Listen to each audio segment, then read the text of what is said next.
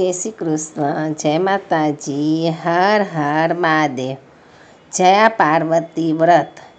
તો આજે આપણે જયા પાર્વતી વ્રત વિશે જાણશું. એના પૂજા વિધિ શું છે, કોણ કરી શકે છે, કેવી રીતે કરવું, તે બધું આપણે જાણશું.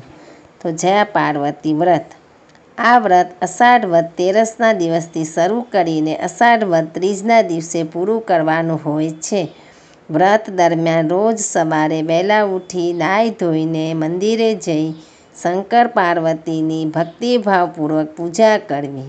ત્યાર પછી એકટાણું કરવું, એમાં ગોળ અને મીઠા વગરનું ભોજન લેવું. છેલ્લા દિવસે જાગરણ કરવું. આ વ્રત કરવાથી સંતાન સુખ પ્રાપ્ત થાય છે તથા સૌભાગ્ય સુખ પ્રાપ્ત થાય છે અને ભગવાન ભોળાનાથ આપણી હરેક મનોકામના પૂર્ણ કરે છે. તો હવે આપણે કથા વાર્તા જાણશું. કોઈ એક ગામમાં બ્રાહ્મણ અને બ્રાહ્મણી રહેતા હતા. બ્રાહ્મણનું નામ સત્યવ્રત હતું અને બ્રાહ્મણીનું નામ સત્યવતી હતું. બંને જણ ભક્તિભાવવાળા હતા તથા સદગૃહસ્થ હતા. તેમના આંગણે આવેલા કોઈ પણ અતિથિ નિરાશ થઈ પાછા જતા ન હતા. તેઓ બધી વાતે સુખી હતા, પણ તેમના ઘેર એક શેર માટીની ખોટ હતી. આથી બ્રાહ્મણ અને બ્રાહ્મણી અંતરથી દુઃખી રહેતા હતા.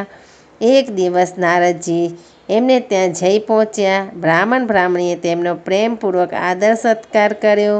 તેમનું આતિથ્ય સ્વીકાર્યા પછી નારદજીએ તેમના ક્ષેમ કુશળ વિશે પૂછા કરી. તેના જવાબમાં તેમણે કહ્યું, આપના આશીર્વાદથી અમે સર્વ રીતે સુખી છીએ, પણ અમારું આંગણું ખાલી છે એ વાત અમને કઠે છે. માટે કૃપા કરીને આનો કોઈ ઉપાય હોય તો તમે અમને જણાવો. નારદજીએ કહ્યું, હે સત્યવ્રત, આનો પણ ઉપાય છે. જો સાંભળ. તમે બંને જણ અહીંથી દક્ષિણ દિશામાં જાઓ. ત્યાં ગાઢ જંગલમાં એક અપૂજ શિવલિંગ તમને જોવા મળશે. ઘણા વર્ષોથી કોઈ તેની પૂજા કરતું નથી. ત્યાં જઈને તમે બંને જણ એક ધ્યાનથી ભક્તિભાવપૂર્વક તેની પૂજા કરજો. શિવ પાર્વતી તમારું દુઃખ જરૂર દૂર કરશે. એમ કહી નારદજી ત્યાંથી ચાલ્યા ગયા. બીજે દિવસે બ્રાહ્મણ અને બ્રાહ્મણીએ દક્ષિણ દિશા તરફ પ્રયાણ કર્યું. ચાલતા ચાલતા તેઓ સાંજ પડે જંગલમાં આવી પહોંચ્યા. ત્યાં તેમણે એક અવાવડું શિવ મંદિર જોયું.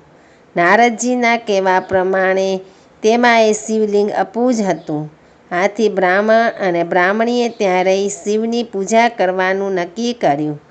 સત્યવ્રત અને સત્યવતી રોજ સવારે વહેલા ઉઠી જઈ નાહી ધોઈને ભગવાન શંકરની સેવા પૂજા કરવા લાગ્યા.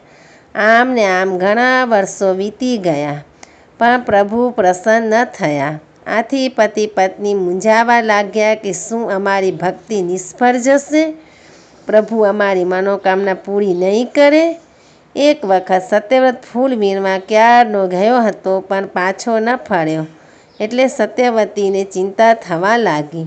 થોડીવાર પછી તે તેના પતિની શોધમાં નીકળી પડી. એક ઝાડ પાસે આવીને તેણે જોયું તો તેનો પતિ મૃત અવસ્થામાં પડ્યો હતો. તેના પતિની આવી કરુણ દશા થયેલી જોઈ તે ચોધાર આંસુએ રડવા લાગી. એટલામાં ફરતા ફરતા પાર્વતીમાં ત્યાં આવી ચઢ્યા. તેમણે સત્યવતીને રડવાનું કારણ પૂછ્યું. તેના જવાબમાં તેણે પોતાનો પતિ સર્પદંશથી મૃત્યુ પામ્યો હોય એ હકીકત પાર્વતી માને તે કહી સંભળાવી. માતા પાર્વતીએ તેને આશ્વાસન આપતા કહ્યું, બેન, તું જરાય ચિંતા ન કરતી. હું હમણાં જ તારા પતિને સજીવન કરી દઉં છું. એમ કહી પાર્વતીજીએ સત્યવ્રતના શબ પર પાણી છાંટ્યું. આથી તે તો આળસ મરદીને બેઠો થઈ ગયો અને સાક્ષાત માતાજીને પોતાની સામે ઊભા રહેલા જોઈ તે તેમના પગમાં પડી ગયો.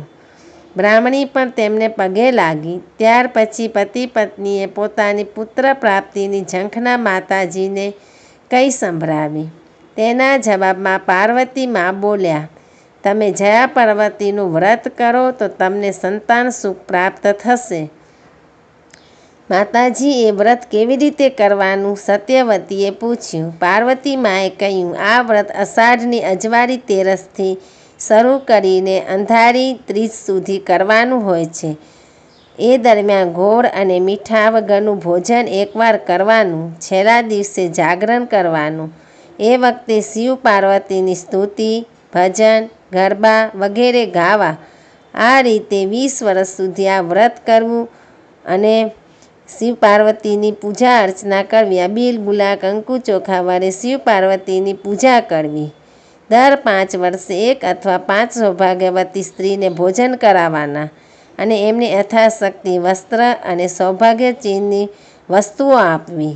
આ પ્રમાણે વ્રત કરવાથી નિસંતાન સ્ત્રીને સંતાન પ્રાપ્ત થાય છે અને સ્ત્રીનું સૌભાગ્ય અખંડ રહે છે.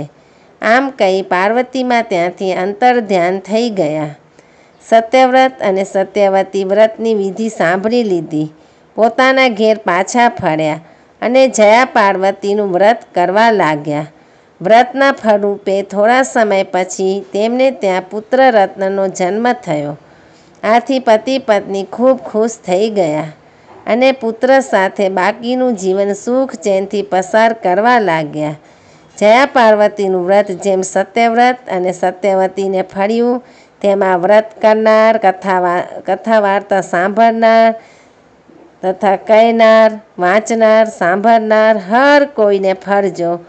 બોલો શિવ શક્તિ કી જય. હર હર મહાદેવ.